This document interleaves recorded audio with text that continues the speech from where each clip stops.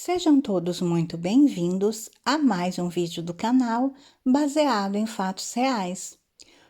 Hoje, mais uma história para vocês, mais uma viagem no tempo. Mas antes de irmos para a história, eu peço a vocês que deixem o like nesse vídeo, que me ajuda muito. Ajuda a impulsionar o canal, faz com que o YouTube entenda que vocês gostam desse conteúdo e assim ele o envia para mais pessoas. Se você chegou até aqui por causa desse vídeo, mas ainda não é inscrito, se inscreva no canal, ative o sininho de notificação. Você que já é inscrito, verifica aí se a sua inscrição está ok, porque assim o YouTube sempre te notifica quando eu postar um vídeo novo. Deixem um comentário, nem que seja um emoji. Eu fico sempre muito feliz de ler.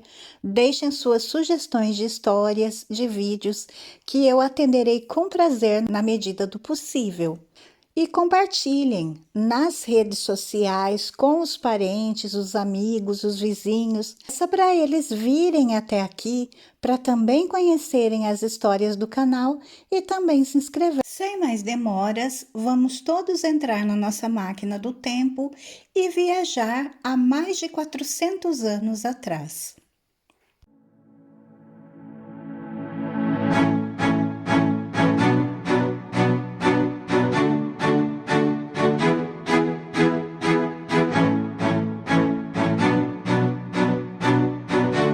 Hoje, 7 de janeiro, também é Natal. Então, um Feliz Natal para vocês mais uma vez. Sim, hoje também é comemorado o Natal. Uma grande parte da população mundial estará comemorando o Natal no dia de hoje. Algumas pessoas celebram o Natal em janeiro. Por quê? Porque essa foi uma decisão tomada há mais de 400 anos atrás. Nem todos os cristãos celebram o Natal no dia 25 de dezembro. Então vocês devem estar se perguntando, mas o Natal acabou. Por que é que 12% da população cristã de todo o mundo espera até janeiro para celebrar? A resposta está na decisão de muitas igrejas ortodoxas em aderir a um calendário com quase 2.000 anos que difere do calendário usado pela maior parte do mundo. As origens dessa divisão sobre quando reconhecer oficialmente o nascimento de Jesus Cristo remontam a 325 depois de Cristo, quando um grupo de bispos cristãos convocou a primeira conferência ecumênica da religião. Um dos itens mais importantes na agenda do primeiro concílio de Nicéia passava pela padronização da data do feriado mais importante da igreja, a Páscoa. Para o fazer, decidiram basear-se no calendário juliano, um calendário solar que o imperador romano Júlio César adotou em 46 a.C. Para o fazer, decidiram basear-se no calendário juliano, um calendário solar que o imperador romano Júlio César adotou em 46 a.C., seguindo o conselho do astrônomo egípcio Sosígenes, para tentar abandonar o confuso calendário lunar de Roma. Mas os cálculos de Sosígenes tinham um problema: exageravam a duração do ano solar em cerca de 11 minutos.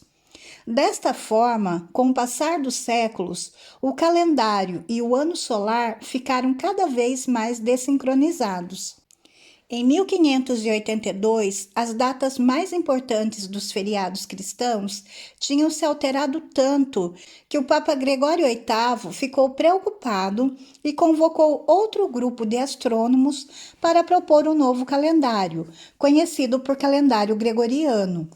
O novo calendário resolveu uma série de questões complicadas que se acumularam ao longo dos anos e foi adotado por grande parte do mundo cristão. Mas a Igreja Ortodoxa, depois de séculos de conflito, se dividiu num ramo próprio do cristianismo. Durante o Grande Cisma de 1054, opôs-se a essa mudança.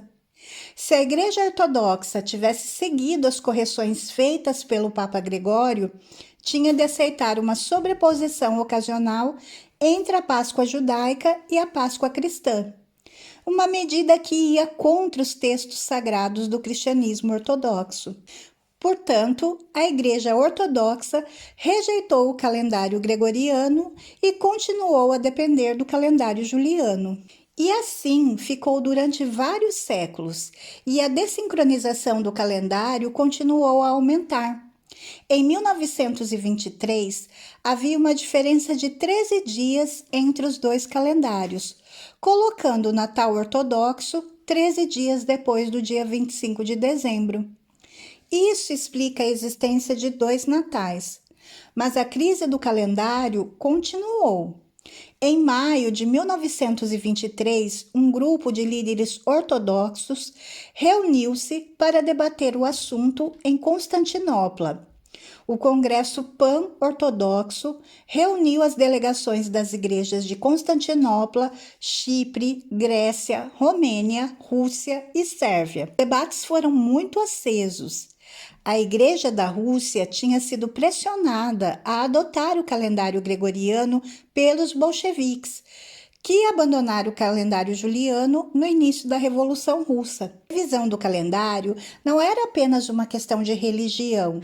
Para as igrejas cuja existência estava ameaçada sob o domínio do comunismo, um ajuste no calendário era uma questão de sobrevivência. No Congresso, o cientista sérvio Milutin Milankovic propôs uma solução, uma nova versão do calendário juliano que partilhava as duas datas com o calendário gregoriano, embora não partilhasse todos os anos bissextos. O calendário, conhecido por calendário juliano revisto, foi adotado por várias igrejas ortodoxas, incluindo as igrejas da Grécia, do Chipre e da Romênia. Essas igrejas celebram agora o Natal no dia 25 de dezembro. As outras igrejas ortodoxas, como a da Rússia e do Egito, recusaram. E outras, como na Polônia, adotaram o calendário de Milankovic, mas abandonaram mais tarde. O cristianismo ortodoxo é a terceira maior denominação cristã, com um número estimado de 260 milhões de adeptos. Portanto, todas essas pessoas comemorarão o Natal agora. Existem muitas igrejas cristãs no mundo. Católicos, evangélicos, anglicanos, pentecostais, protestantes, mórmons e os ortodoxos. Existem cerca de 41 mil denominações e organizações cristãs no mundo, que compartilham uma série de crenças baseadas na figura de Jesus Cristo. A maioria dessas igrejas católicas, protestantes, que são as que têm maior número de fiéis do mundo, a celebração do Natal acontece então no dia 25 de dezembro. Mas outros não. Mas para os cristãos ortodoxos, não. O Natal é comemorado no dia de hoje, dia 7 de janeiro. Normalmente, eles não celebram na noite da véspera de Natal, mas fazem a celebração religiosa do Natal. Essas diferenças têm a ver com os calendários, a Primeira Guerra Mundial e também várias interpretações da verdadeira data do nascimento de Jesus. No século XI, devido a diferenças nos rituais, mas também a questões teológicas, doutrinárias, como o conceito do purgatório, a chamada controvérsia trinitária, houve uma separação dentro da Igreja Católica. Foi nessa época que ocorreu o que é conhecido como a cisma do Ocidente e do Oriente, que resultou na criação da Igreja Ortodoxa, que tem cerca de 300 milhões de fiéis. Está presente nos países da Europa Oriental, incluindo a Rússia e a Grécia, assim como na Turquia, em países da África e América, incluindo a própria Ucrânia, que agora está aí em alta. Embora eles compartilhem semelhanças, as celebrações das igrejas estão se distanciando, estão se tornando diferentes com o passar dos anos, com o passar do tempo. Por exemplo, a celebração dos ortodoxos, todo dia 7 de janeiro, acontece depois de 40 dias de jejum. Nenhum presente é dado. Por que isso acontece? É aqui que entra a Primeira Guerra Mundial. Quando a guerra terminou, boa parte do mundo mudou para sempre. Impérios inteiros terminaram e novas nações apareceram.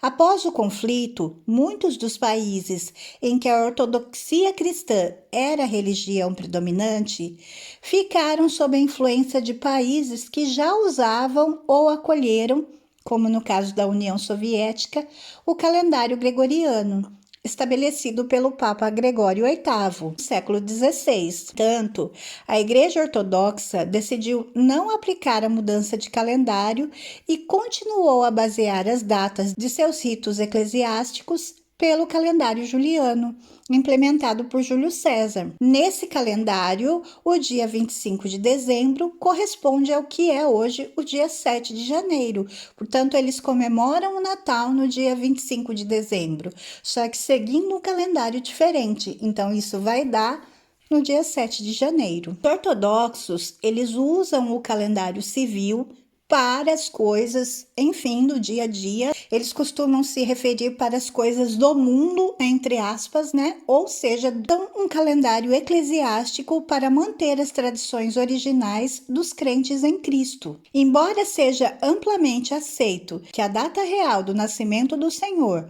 foi provavelmente em março ou abril, eles acreditam que é bom manter a festa tradicional que os primeiros cristãos escolheram, abolindo assim a festa pagã ao Deus Sol e colocando Cristo como centro ou Sol na vida. Na Rússia, por exemplo, 89% dos russos comemoram o Natal em 7 de janeiro e os demais em 25 de dezembro. É nesse país que estão concentrados cerca de 35% dos cristãos ortodoxos do mundo. Em contraste com a religião católica, o Natal dos ortodoxos é precedido por um forte jejum de 40 dias. Nos dias seguintes, os fiéis participam da liturgia, depois muitos caminham em procissão até mares, rios e lagos. Durante esses dias, eles se reúnem para realizar cerimônias ao ar livre com a ideia de abençoar a água. Em alguns países, os rios estão congelados nessa época, porque é inverno aqui na Europa. Então, eles perfuram o gelo para alcançar a água que desejam abençoar. Alguns levam até a água para suas casas para proteger os seus lares. Depois, uma grande festa é organizada nos interiores, onde eles se reúnem para comer e se divertir, mas não trocam presentes. A entrega de presentes deles acontece na celebração do Ano Novo. Isso tem mais a ver com uma questão política, porque durante anos a União Soviética foi um estado ateu. Então mudou essa comemoração para o Ano Novo. Os principais costumes é servir bolos de Natal e cantar canções de Natal. A tradição se mistura com outras pagãs, pessoas possam visitar seus vizinhos disfarçados, dançar, cantar e pedir presentes. Uma tradição semelhante a pedir doces. Outra diferença entre o costume católico e o ortodoxo tem a ver com a importância atribuída a ele. Enquanto no Ocidente o feriado religioso mais difundido é o Natal, para os ortodoxos é a Páscoa. A maior semelhança é que tanto no Oriente quanto no Ocidente, o Natal tem um forte componente de reunião de família e reunião social. E eu acho que é exatamente esse é o espírito do Natal. Então, as duas tradições aí conseguiram agregar, que é o estar em família, estar em união, estar com as pessoas que a gente ama. Esse sim é o espírito de Natal. Eu acho que não importa o dia. Aliás, tem uma música muito famosa do Roupa Nova que diz: quem dera se pudesse ser Natal todo dia. Então, quem dera se todo dia tivéssemos essa alegria, essa união, esse amor, esse festejar, não o dia em si, mas as pessoas que estão ali com a gente, as pessoas que a gente ama. Então, que a gente possa fazer que o Natal aconteça todo dia, não importa se é no dia 25 de dezembro, no dia 7 de janeiro, que façamos o Natal em nossa vida com as pessoas que a gente ama todos os dias do ano. Antes de 1917, a tradição era comemorar o Natal durante 2 dias. 3 dias antes do Natal, os ortodoxos eles fazem a quaresma natalina. Para os ortodoxos, tem mais de uma quaresma. E o dia 6 de janeiro, que é o dia antes do Natal ortodoxo, é o mais restrito. Nesse dia, eles não podem comer até a primeira estrela aparecer no céu. Já à noite, a dona da casa arranja uma mesa com 12 pratos, porque são os 12 apóstolos de Jesus. Todos esses pratos devem ser preparados de acordo com a quaresma, que é sem carne, leite, ovos e manteiga. O prato principal de um Natal ortodoxo, kutja, feito de grãos e mel com frutas secas ou nozes. O grão, ele simboliza a renovação da vida após a morte. E o mel é símbolo da felicidade da vida celestial. Antigamente, a kutja era feita de trigo, mas depois eles começam também a usar o arroz. Outros pratos natalinos são sopas de legumes, saladas, pratos de peixe, doces feitos de frutas e mel. Um dos mais tradicionais é a maçã de forno com mel e nozes. E as bebidas de Natal eram o visvar, que é uma bebida feita de frutas secas, ou sbiten, uma bebida russa feita de mel com ervas. De acordo com a tradição, antes de comer, a família ora. A mesa deve ser coberta com toalha branca. Muito tempo atrás, embaixo da toalha, eles colocavam um pouco de feno para simbolizar o berço de Jesus. Esse é o Natal nas famílias ortodoxas, mais religiosas, nas mais tradicionais. A maioria das pessoas simplesmente arranja uma mesa bonita com pratos gostosos e comem junto com a família. Para eles, tem algo muito parecido com um panetone que se chama kulit. E a massa do kulit é a mesma que a do panetone, só que o kulit é feito com uvas passas. É um pão, é um prato tradicional usado por eles não só no Natal, mas também na Páscoa. Em algumas casas, eles também têm o hábito de colocar, né, ter na mesa lugares postos para os familiares que já morreram. É uma refeição que para eles é a ceia santa, é grande, encerra um período de jejum, porém eles não têm o hábito de comer a carne nesse dia. Começa-se então a festa quando a primeira estrela aparece no céu. A toalha que eles colocam branca sobre a mesa, ela também tem um simbolismo. Ela simboliza o manto, o pano branco que cobriu o menino Jesus. Alguns também têm o hábito de acender uma vela na mesa, porque significa a luz de Cristo.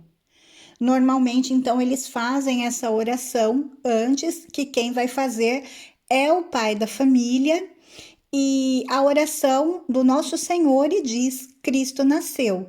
Então, as pessoas que estão ali presentes vão dizer: glorificam-no. E a mãe faz o sinal da cruz com mel em todos os presentes e diz em nome do Pai, do Filho e do Espírito Santo, que tenham doçura e muitas coisas boas na vida durante o ano que vem. O grupo depois compartilha o pão que colocam no mel, que representa a doçura, e depois em bocados de alho, que representa a amargura. A comida vai variar de região para região, mas existem 12 pratos que são muito tradicionais, até porque esses 12 pratos eles simbolizam os 12 apóstolos, que são o alho picado ou ralado, mel, bacalhau ou outro peixe assado, frutos secos ou frescos, nozes, feijoada, arroz, ervilha ou lentilha, batatas pequenas cozidas, bobaque, que são pequenos biscoitos com semente ou couve, e bebidas. Depois da Santa Ceia, a família assiste à missa na igreja e volta para casa à tarde. Caminham nas aldeias depois da ceia ou no dia seguinte e cantam canções a Jesus. Claro, aqui que essas tradições, esses costumes são de alguns ortodoxos em algumas regiões.